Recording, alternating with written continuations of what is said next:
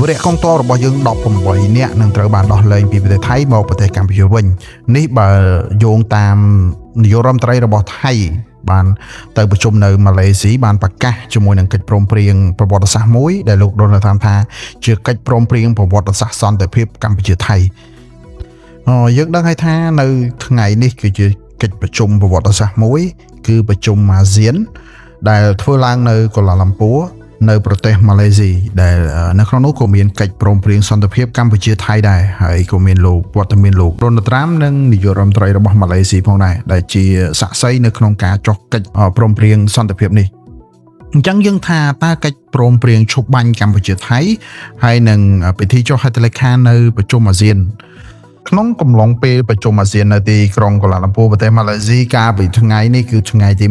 26ខែតុលាឆ្នាំ2025បងប្អូនបាទលោកប្រធានាធិបតីលោកដូណាល់ត្រាំបានចូលរួមត្រួតពិនិត្យការចុះហត្ថលេខាលើកិច្ចព្រមព្រៀងពង្រីកវិសាលភាពនៃការឈប់បាញ់រវាងនាយករដ្ឋមន្ត្រីកម្ពុជានិងនាយករដ្ឋមន្ត្រីថៃលោកអានុធីនកិច្ចព្រមព្រៀងនេះបាន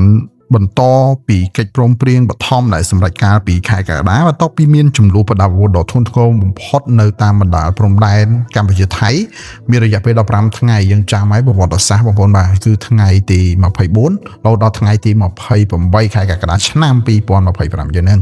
អញ្ចឹងកិច្ចព្រមព្រៀងនេះបានបន្តធ្វើជាច្រើនមកហើយដែលមានទាំងការប្រជុំ JBC OBC នៅតាមព្រំដែនជាច្រើនជាមួយនឹងកម្ពុជាថៃតើកិច្ចព្រមព្រៀងនេះមានលក្ខណៈអ្វីខ្លះហើយមានអ្វីខ្លះនៅក្នុងកិច្ចព្រមព្រៀងនៅចុះនៅក្នុងថ្ងៃនេះបាទបងប្អូនបាទលក្ខខណ្ឌស្នូលនៃកិច្ចព្រមព្រៀងនេះរួមមានទី1ត្រូវដោះលែងអ្នកទោសមានន័យថាភាគីថៃបានព្រមដោះលែងទាហានកម្ពុជាចំនួន18នាក់ដែលត្រូវបានឃុំខ្លួននៅប្រទេសថៃហ្នឹងអញ្ចឹងយើងសង្ឃឹមថាបងប្អូនវរៈកងទ័ពយើង18នាក់ហ្នឹងបានត្រឡប់មកវិញនៅក្នុងប្រទេសរបស់យើងហើយទី2ការដកអាវុធមានន័យថាប្រទេសទាំងពីរត្រូវនឹងចាប់ផ្ដើមដកអាវុធធុនធ្ងន់ចេញពីតំបន់ព្រំដែនដែលមានចន្លោះជាបន្ទាន់មានថាត្រូវតែដកជាបន្ទាន់ហើយមួយទៀតទី3ការត្រួតពិនិត្យនិងការបង្កើនក្រុមអ្នកសង្កេតការអាស៊ាន AOT បាទដើម្បីតាមដាននិងធានានៅការអនុវត្តពេញលេញនិងមានប្រសិទ្ធភាពអញ្ចឹងវាខុសពីលោកអានុធីនដែលមានលក្ខខណ្ឌដល់ទៅ4ប៉ុន្តែក្នុងកិច្ចព្រមព្រៀងនេះយើងមានលក្ខខណ្ឌតែ3ទេដើម្បីក្នុងការចុះកិច្ចព្រមព្រៀងណាអញ្ចឹងលោកត្រាំបានប្រើឥទ្ធិពលសេដ្ឋកិច្ចដើម្បីគម្រាមបង្ហាញពន្ធខ្ពស់មែនទែននិងផ្អាកការកិច្ចចរចាពាណិជ្ជកម្មដើម្បីជំរុញឲ្យភាគីទាំងពីរឈានដល់កិច្ចព្រមព្រៀងនេះដែលមេដឹកនាំរបស់អាមេរិកនេះបានអះអាងថាជួយសង្គ្រោះជីវិតរាប់លានអ្នកបាទយើងពិតជាដំណឹងល្អមែនទែនហើយមួយទៀតតកតងជាមួយនឹងកិច្ចសហប្រតិបត្តិការសេដ្ឋកិច្ចថ្មីបាទគឺមានន័យថានៅក្នុងមិនត្រឹមតែចុះព្រមព្រៀងនៅលើកិច្ចសន្តិភាពទេលោកត្រាំបានចុះហត្ថលេខាលើឯកសារពាណិជ្ជកម្មមួយចំនួនផងដែរអញ្ចឹងណាបងប្អូនបាទក្រៅពីកិច្ចសន្តិភាពកិច្ចប្រជុំកម្ពុជាអាស៊ាននេះក៏ជាវេទិកាសម្រាប់ការពង្រឹងចំណងសេដ្ឋកិច្ចផងដែរលោកត្រាំក៏បានចុះហត្ថលេខាលើកិច្ចព្រមព្រៀងសំខាន់ជាច្រើនទី1គឺកិច្ចព្រមព្រៀងពាណិជ្ជកម្មជាមួយនឹងកម្ពុជាកិច្ចព្រមព្រៀងពាណិជ្ជកម្មទ្វេភាគីជាមួយនឹងកម្ពុជានេះត្រូវបានគេរំពឹងថានឹងជួយស្ដារឡើងវិញនៅពាណិជ្ជកម្មទ្វេភាគីដែលធ្លាប់រងផលប៉ះពាល់យ៉ាងធ្ងន់ធ្ងរពីការបិទព្រំដែននិងការធ្វើពលិកាប្រើប្រាស់ទំនិញថៃដោយប្រជាជនកម្ពុជាក្នុងកំឡុងពេលចំនួនហើយទី2កិច្ចព្រមព្រៀងរ៉ែសំខាន់ជាមួយថៃចំពោះប្រទេសថៃអាមេរិកបានចុះកិច្ចព្រមព្រៀងស្ដីអំពីរ៉ែសំខាន់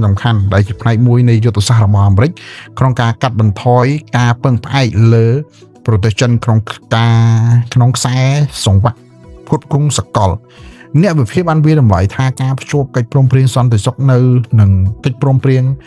សេដ្ឋកិច្ចនេះគឺជាការប្រើឥទ្ធិពលដ៏មានប្រសិទ្ធភាពរបស់អាមេរិកដើម្បីធានាស្ថិរភាពនយោបាយនិងបើកផ្លូវសម្រាប់កំណើនពាណិជ្ជកម្មក្នុងតំបន់អាស៊ានផងដែរយើងត្រូវគួរតាមដានបំផុតនោះគឺរឿងវរៈកងទ័ពយើង18នាក់ហ្នឹងហើយបងប្អូនវរៈកងទ័ពតើពួកគាត់នឹងសុខទុក្ខយ៉ាងណាហើយពួកគាត់នឹងចិត្តបានមកជួបប្រពន្ធកូនយើងវិញហើយប៉ុន្តែយើងមិនជូនពរពួកគាត់សុខភាពល្អចុះព្រោះដោយសារតែវរៈកងទ័ពយើង2នាក់ហើយដែលបានមកក្នុងកំឡុងសង្គ្រាមហ្នឹងបន្ទាប់ពីសង្គ្រាមហើយគេបញ្ជូនមកហ្នឹងគឺម្នាក់បាត់បង់កាយសម្បត្តិហើយម្នាក់ទៀតគឺអារម្មណ៍មិនសូវជានឹងនោះអញ្ចឹងហើយយើងសង្ឃឹមថាគាត់នឹងមានសុខភាពល្អមកត្រឡប់មកដែនដីកម្ពុជាយើងវិញហើយយើងនឹងជួបគ្នានៅវីដេអូក្រោយហើយបើសិនបងប្អូនមានមតិយោបល់អីខមមិនមកខាងក្រោមមកយើងនឹងជួបគ្នានៅវីដេអូក្រោយ